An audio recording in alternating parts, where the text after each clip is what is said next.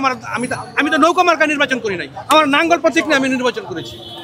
এই পর্যন্ত কয়টা নির্বাচন হয়েছে কোনো থেকে দেখতে পাবেন যে জাতীয় পার্টির লোক নৌকা নিয়ে নির্বাচন করেছে, নাঙ্গল মার্কা নিয়ে নির্বাচন করেছে? আমরা কেন অন্য লোকের মার্কা নিয়ে আমরা নির্বাচন করবো? আমাদের নিজস্ব মার্কা আছে, এই মার্কার ভ্যালু আছে। এই মার্কা দিয়ে আমরা 9 বছর রাষ্ট্র ক্ষমতা পরিচালনা করেছি।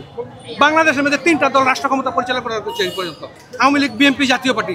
এছাড়া অন্য কোনো লোক রাষ্ট্র ক্ষমতা পরিচালনা করতে পারে নাই।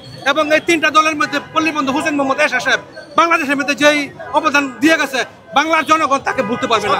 সুষ্ঠু গণতন্ত্র দিয়ে গেছে উনি যে সমস্ত নির্দেশ আগে করে দিয়ে গেছে, এই সমস্ত নির্দেশ বর্তমানে রাজনীতিবিদরা চিন্তা ভাবনা করে ওই কাজ করার জন্য।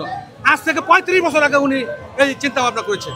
সেই চিন্তা ভাবনা এখন 35 বছর পর বর্তমান নেতা কর্মী। আমরা গণতন্ত্রকে বিশ্বাস করে আজকের গণতন্ত্রের সমাবেশে এসে আমরাই আহত হইতেছি। এটা কোন গণতন্ত্র কায়েম করতেছি আমরা বুঝি না। বাংলাদেশের এটা কি বৈষম্য দূর হয়ে যায় না? বৈষম্য সৃষ্টি হয়েছে, আপনারা বলেন।